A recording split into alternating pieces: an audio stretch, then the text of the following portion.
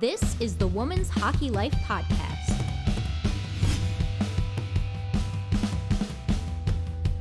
Welcome to the Women's Hockey Life Podcast, empowering women and girls in hockey. We'll be talking in depth about what it really takes to be unstoppable on the ice and in life. We'll be looking at the mindset of the most successful women as they mastered the game and went on to even bigger successes in life because they mastered it. This podcast is brought to you by our friends over at the Hockey News and Sports Illustrated. Go to thn.com/deal to subscribe to their magazine today. Joining us from Montreal, Quebec, Canada, she's a mom, 2 beautiful children. She's a sports dietitian, owner of Eat This for Performance, a former student athlete at Cornell University, where she played for 4 seasons with the Bears, and someone I wish I had in my corner during my playing career to help me better understand what foods to eat to fuel my body for optimal performance.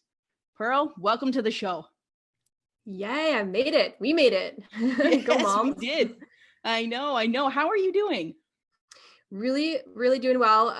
We are, survivors and thrivers right now, so we can't complain.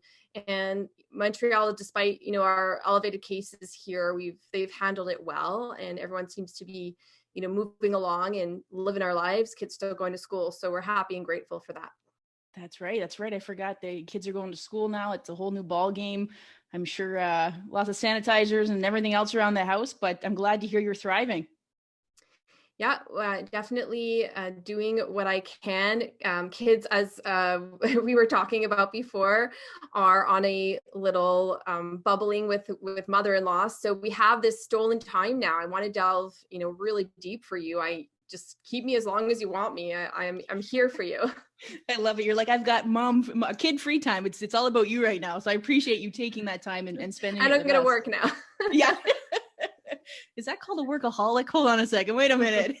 No, you're very, very passionate about what you do. But before we dive into that whole world, which I'm excited for our listeners to learn more about you and what you do and how you help, tell our readers just a little bit more about your hockey career, like where you started and how you ended up at Cornell.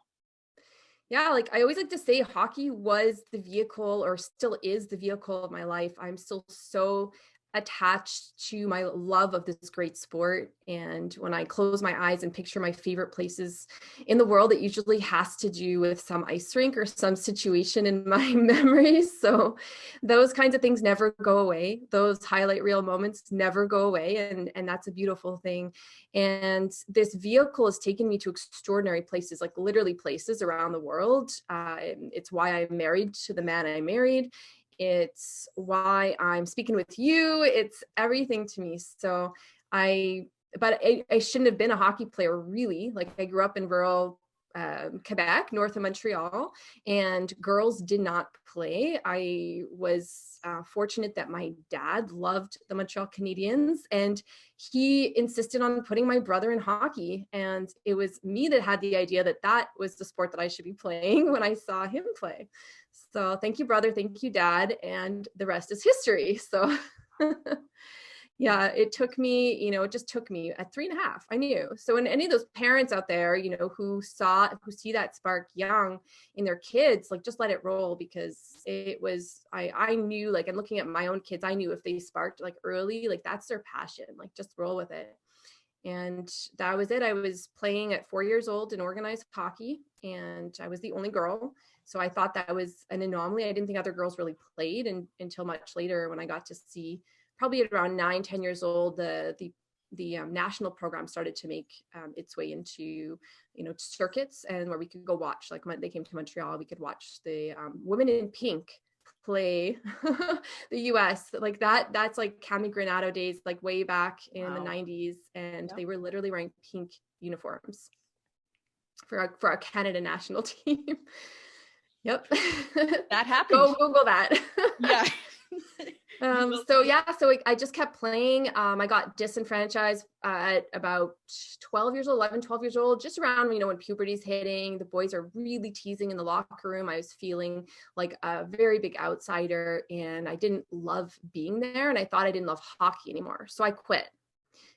Cool. Like my dad asked me if I wanted to play, I quit. I was probably 13 years old. And then 2 weeks later, I regretted my decision, but I didn't want to go back to that organization.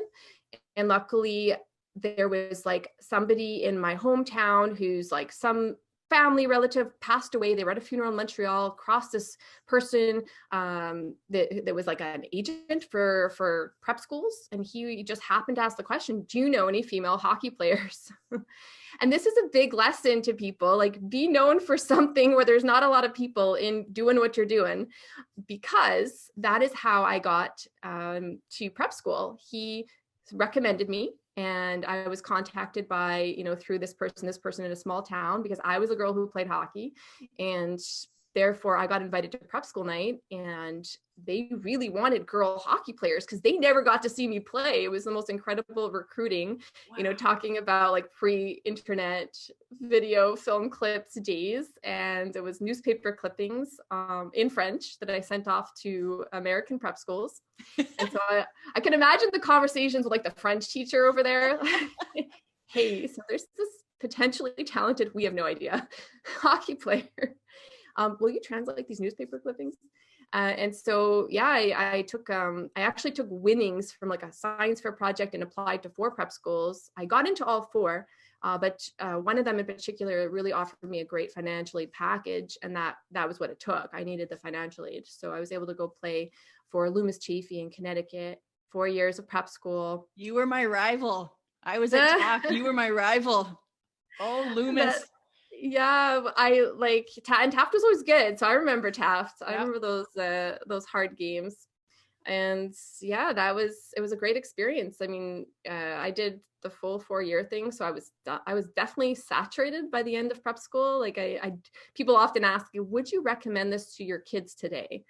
And I don't know the answer to that. It's like so individual. It was such a unique experience. I could tell them what it was like. I could tell them, what's the difference of being at home versus that. But I know it's not for everybody. What it did offer me, though, is exposure to universities that I never would have had. Okay, back then, like in Quebec, and still actually, there's a lot of Quebecers today. I don't want to throw Quebecers under a bus. We're a unique breed. But French Canadian Quebecers think Cornell University is in Cornwall, Ontario, which is like this small, this is a small town in Ontario that I think they may have a university, but it is nothing near what most of us know Cornell University to be, right? Like an Ivy League with a huge history of hockey. So that was my introduction to, okay, there's these amazing universities. You may want to check them out. They're interested in you. Like in, the freshman year, I didn't know what it meant. I was starting to get letters at after the showcase tournament on the holidays. And then by my 3rd year, I knew what it meant. And I knew that I wanted to be the best of the best and go play NCAA, even though I probably still didn't know what that meant. But was lucky enough to get the attention of Cornell. And I had a gut feeling about Cornell early. I went early decision in my senior year. I actually had a massive injury my senior year, so I couldn't play. I popped my ACL ligament right off my knee in the season right before hockey. So Cornell wanted me. Other universities were like wishy-washy, and I just was interested in Cornell. So I said, why gamble? And I went early decision, and it was really an amazing decision. Like those 4 years of playing at that level and with that support, financially, and the university really backing the women's sports were tremendous. I recommend it to everyone who's aspiring to go to the highest level in hockey and sport in general, that you target the university experience. Is, to me, it's golden. And it's not, I wouldn't look back, and I'm not that person who's like, it's the best 4 years of my life, like it's never going to get better. It was just a golden experience, one I'll treasure forever. The people that you connect with. And that's where I chose my next career, because as you all know, women don't really have a hockey playing career at the moment that is substantial, especially if you are not the best of the best. Like I was never Mary-Philippe Poulin. I was never, Caroline Ouellette. I was aspired to be like them, but yep, we all did. But that was just not in the cards for me for all kinds of reasons. And so I fell into nutrition through, different kind of like the puzzle pieces were all coming together for me, different reasons, like my upbringing. And when I look back, like nutrition is one of my keys to success in how I got, noticed and how I got to be where I was. And that was my parents being very hippie granola parents who raised us semi-vegetarian and but like done well with like whole grains and as organic and all kinds of like way before their time. They were, my mom was doing yoga and teaching yoga in like the early 90s. Like that wasn't happening then. Now it's super popular. Yep. So they were on a health kick, taking us, up north with the clean air and the clean water. And so whatever, that might've done it. It definitely got me, my curiosity piqued. And then also I wanted to fix what was broken. And that's been a huge desire of mine. It's just, I could see there's a lot of things broken and it was that, can I fix this? So that's my like engineering side in a way. Like if I could have chosen another path, it would have been engineering. So it's like, I got to interrupt you though. You fixed that. What did that happen in university though? Was it something that you were seeing with your teammates where you're like, we're not eating for performance. We're not eating the right foods. Like, is that where you're like, okay, I need to figure out how to fix this for myself and my teammates? So I did that. So you know how it goes. Like you went to university. How many talks in nutrition did you have in your experience in both like prep school, university? Maybe one, because I sought someone out and it took forever to find them. And you did that? Yeah. Yeah. So we had one. Yeah. Like, and I had a great coach. I had Mel Davidson. If you know who that is, if anyone is listening, she's the best.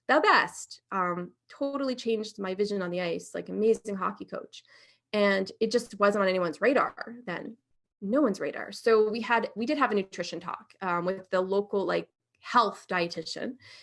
Came in and we had that, and it just didn't connect. Nothing connected about what this person explained to us. It was almost a bit of a joke amongst us, and how many we're getting all our calories we need to get as we're like shoving tons of crackers in our face on the bus rides.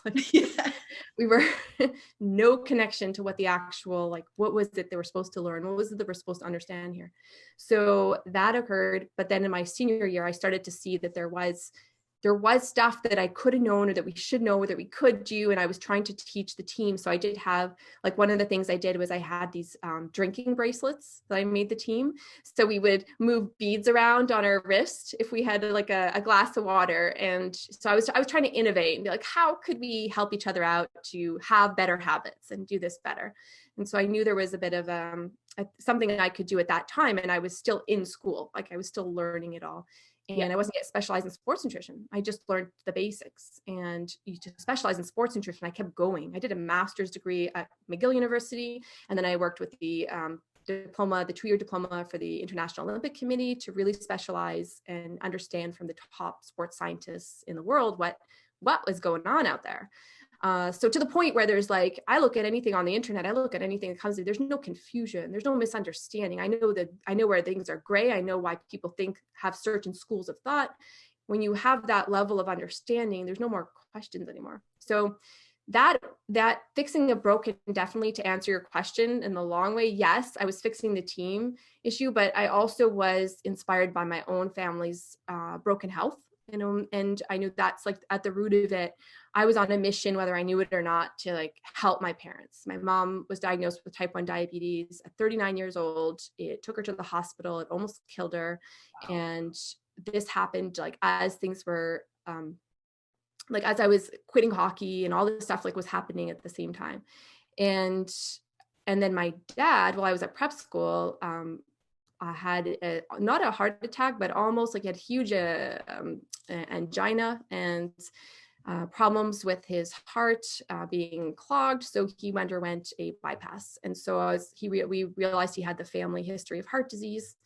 And I started to think like, are these preventable? Are these preventable? Or can we fix them? So I was set about, I think, initially what can I do to fix this family? But in the en route, I learned what it was that was broken overall. And so it's like no longer about, my family. It's about what I'm seeing in the entire industry that is broken, that we just need some clarity and some people with unbiased agendas to come in and clear things up and fix.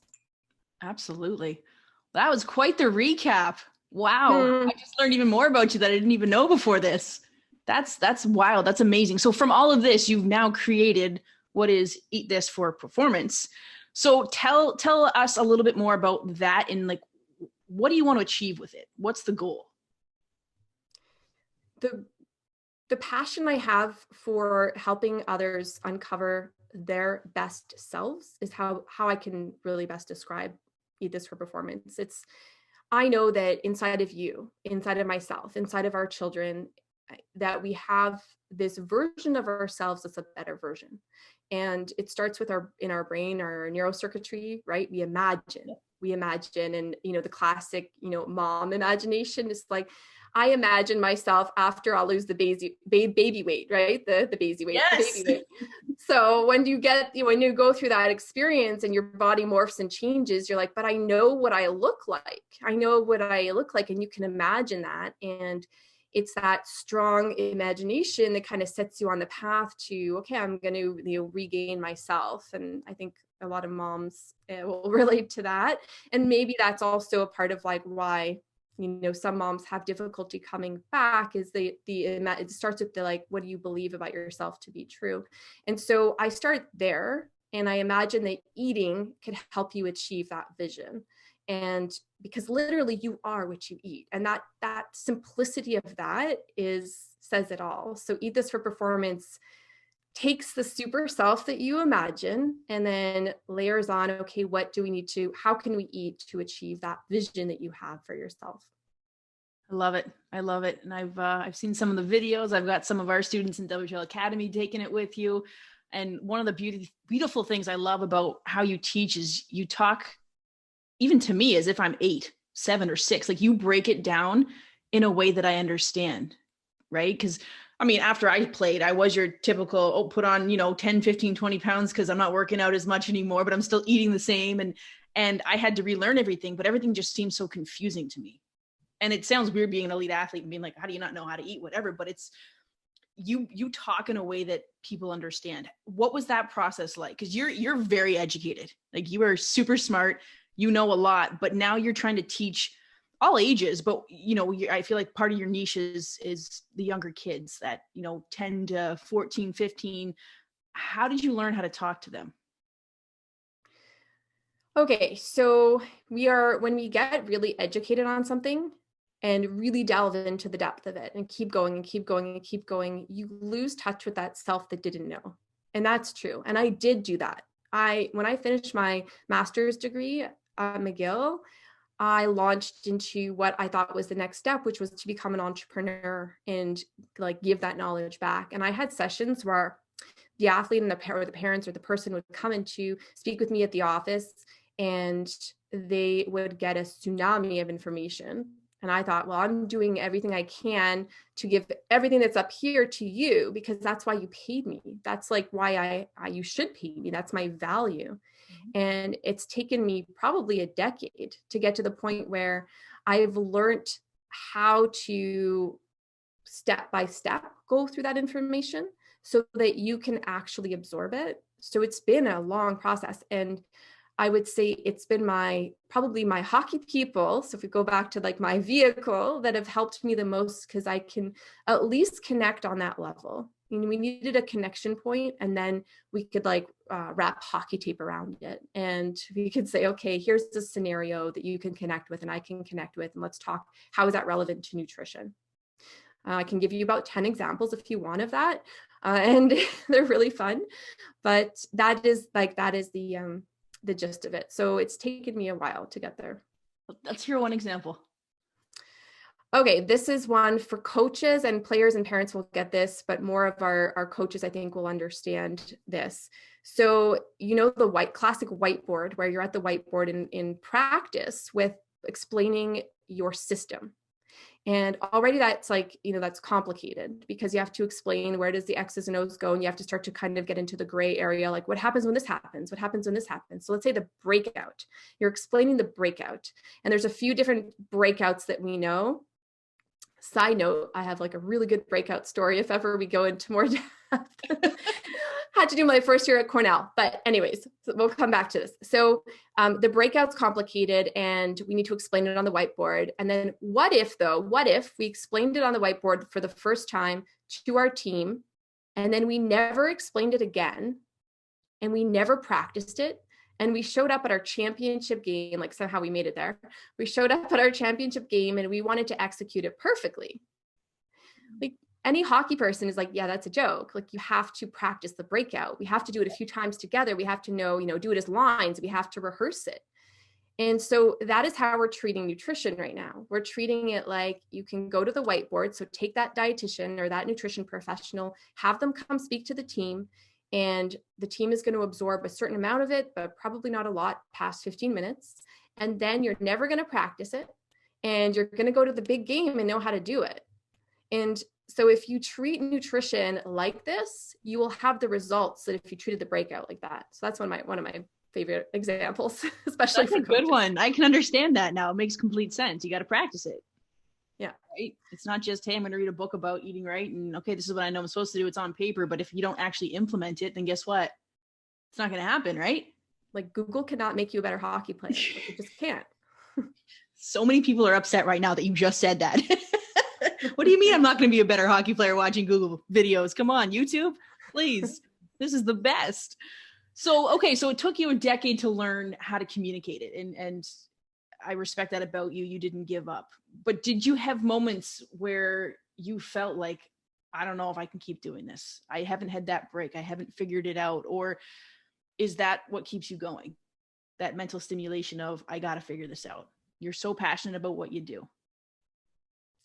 I think the thing that keeps me going is always like following what I think is what I should be doing, what feels right to be doing, trying not to beat my head. Like for instance, Instagram for me has been a headbutt. Like I know, but I admire your Instagram because I mean, for me, it's actually like going through mud to post on Instagram. And I think it's because it's just not exactly how I need to be communicating with people, and just following that truth that like what to be true about yourself. And it's not easy because sometimes you don't get the signposts clear enough. And what I would say is what is clear to me is the long-term vision. And I'll give you a cute example. Like my long-term vision for when I was young, think 5-6 years old, when we're still innocent and we believe in unicorns. I'm just thinking about my 7-year-old, and Yep. My wall was plastered with Wayne Gretzky wallpaper, and this was the 90s, so he was a god and probably still is for many. And I dreamed of and I thought I would play in the NHL. Like that was my goal, and I really truly thought that was my goal. And later on you'll realize, well, not a lot of girls, or no girls do that. Yeah. But then you can shift your big goal. But then my big goal was to play for Team Canada. And that took me, it kind of almost crushed me because it took me right into university when I had Team Canada's assistant coach as my head coach. Yep. And Right then there. I started, yeah. I mean, it's a big reckoning. You're like, well, I think she knows how good or bad I am. Like, I think she knows how I play. And I think, Mel Davidson had a lot of respect for me. We still talk to this day. She's still my coach to this day. Like I still call her for coaching. Yep. And it's more, okay, the goal can shift. And I didn't know what it was for a while, but now it really, it's really clear to me. Like I really want to elevate my people to their next level. And I know that you know what that next level is. So I have to kind of pull it out of you, but like that keeps me going. So there's always a whisper in all of those goals. There's always a whisper of, but you could fail, but you could fail, but you could, like, there's always like a whisper of that. And I don't think that ever goes away if you're really somebody who's pushing your highest level that's like unimaginable, which I encourage you to do because it pushes you farther. And that whisper doesn't go away. And sometimes it's loud. Sometimes there's those days where you tell your closest friends or family members, I should just give this up. This is crazy. What am I doing? Like I'm on the wrong an Uber path. driver tomorrow. Like that's what I'm doing. You got to let those out. Just let them out, because when you hear it spoken, you can know, no, that's crazy. I know what I'm doing here.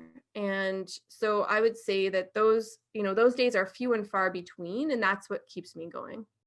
And I admire and respect that about you, because I feel like this is, at the elite levels, there is that, sports dietitian with a team or whatnot, but even like you just said, we've both been to college, and maybe it's a little bit different now depending where you're playing, but it's not like a strength and conditioning coach. You don't have one of those for your team, right? Or or even just a hockey coach. Like this is, I believe, such a big piece of becoming that elite athlete is, obviously you got to have the skills on the ice.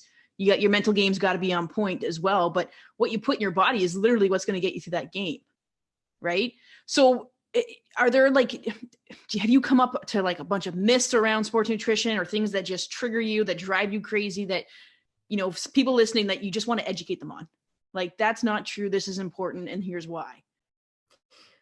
And that's also been an evolution because it's a science. So if you read the origin story of what got me going on Eat This for Performance, it had to do with the fact that I couldn't understand why, popular weight loss companies were touting that they were the best formula for this. Yep. Like weight loss. And there was too much gray area I was learning about to think that we could fit in a formula. And then my first daycare experience with my oldest child was where like things really clicked into place for me. She turned to me after I'd approached her for help on the menu. It was an in-house chef. And I said, hey, I could help analyze, some of the recipes, give you some feedback, and just offered. And so she turns to me and was really resistant. I could feel, when someone is like, yes, get out of my business. And so I was already ready to just say, okay, you don't need help. Great. But she tells me that nutrition is like religion and politics. Everyone has an opinion. And I started to really think back on everything that I'd seen over the years and what people have said and how people have approached me. I thought of the coaches who would come to the confessional with me. Hey, Pearle, I have sinned. I have gone to McDonald's. I was like, oh yeah, they do treat it like they're like coming to my religion. Like, oh my goodness. And, and the politics of it, where, not all people agree in the scientific community. Like one day they're saying eggs are good. The next day they're saying eggs are bad. Like they don't know what they're talking about. And that kind of idea. And so I can see how through the evolution of science, we've totally confused people. Then with the onset of the internet and Google, like giving all kinds of levels of knowledge at people's fingertips, people not really understanding how to do that. And then bring in marketing, where you're getting smart marketers for sports supplement companies or things like this, where they're just like adding fuel to the fire, because they're telling you, this is what you absolutely need to have the best diet or to have the best performance, right? So all of that has led to me clarifying that there is no one right way to do this. There is not. And the way you're doing it right now, if you're a healthy person, if you're a performing person, is probably pretty darn good. But wouldn't you like to be 100% confident in your next move? And that's the difference. It's like, can we get you that like simple basic education? Can we get you to the, like I call it the next level? I have 2 levels that I teach of sports nutrition.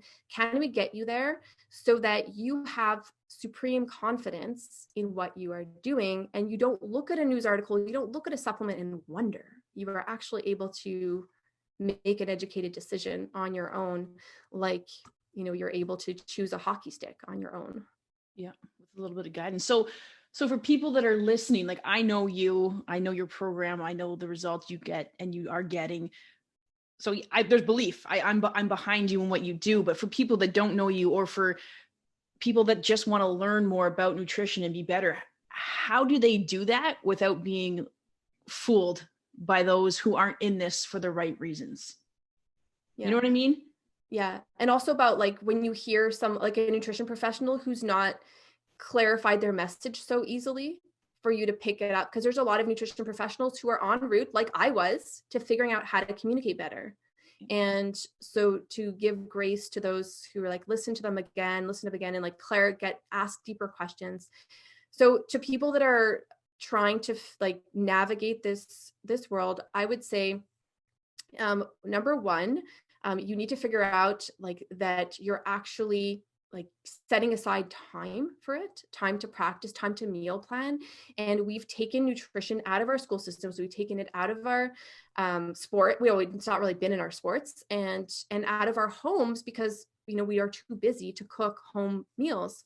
So if we don't have an outlet to practice, then we're not going to move ahead. And so we're going to end up doing things like getting all these supplements, like thinking it's like the quick fix, the quick replacement.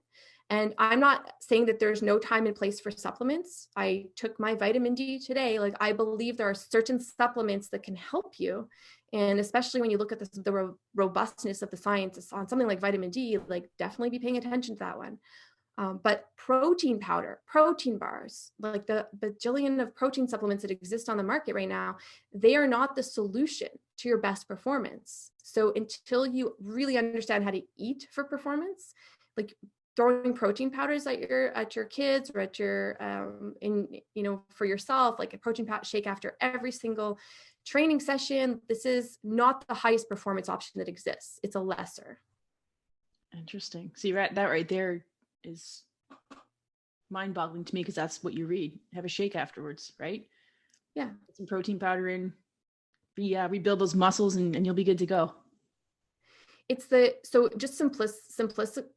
I'm like, simply put, I'm like, I can't say the word. It's not easy to say. Yeah. Simply put, it's the fact that when you eat closer to the source of the original ingredient. So if you look at protein powder, a lot of it is whey, and that whey came from milk, and that milk came from a cow, and that cow ate the grass. So if you're eating more of those plants, ultimately, then you are getting the most robust, energy, the most robust in terms of vitamins and minerals. And other than that, you're getting a supplemental version of it. So even milk, I consider a supplement for us. It's not a mainstay. And there's a lot of, naturopaths who'll be like, praise this conversation, because she said milk is not the be all. But you see that coming up in the science as well. Like Health Canada made a move in the past couple of years to take dairy off of the food guide and put it to the side. We don't need to focus on it. The focus needs to be on plants. And so you'll see this coming. It just takes time, and industries does try to fight that. The dairy industry is a pretty big industry that will try to fight it. So we have to be aware of like who's got interest, who's got bias in the messages that are coming out. And if you look at most nutrition professionals, not all, most of them, if you look at their background, who they're tied to, it's really easy to see like most are operating in on their own or in a team, in a clinic, and they really are just there to help guide you on the science. Wow. You know your research, you've done it, you're staying on top of it. And that's, again, something I love and respect about you. So Pearle, this has been fascinating. I'm learning every time I talk to you. I feel like I take a little nugget away, and I love that. And excited to keep our relationship, our friendship going here, and business entrepreneur lives, supporting one another. I have one last question for you. Okay. So if you could go back to when you were a little girl and tell yourself one thing, what would it be? Yeah, you're not alone. You're not alone on this journey. And if you realize that I was a super shy loner kind of kid in a way. I loved having friends, but I was a little bit shy. And so I would say to that young person that's shy or introverted or having anxiety, or to the parent that sees their kid that's kind of closed off to them, that keep reaching out to that individual, because the more they appear to want help or need help, they probably do. And you just got to poke them to get it. And there's a lot more help at our fingertips now with us, I look at what you're doing, like guiding our young athletes, like that help, that mentorship is available. So definitely be getting it, because that makes it so much easier. Great advice. I love that. I think I'll take that to my little self too, and remind her of that. Thank you guys for listening. You can find Pearle, Eat This for Performance. Google her, you'll find her. It'll pop right up. She got some great recipes on there that can help. Reach out to her if you need some additional help. And until next time, stay safe, stay healthy, and keep chasing your dreams.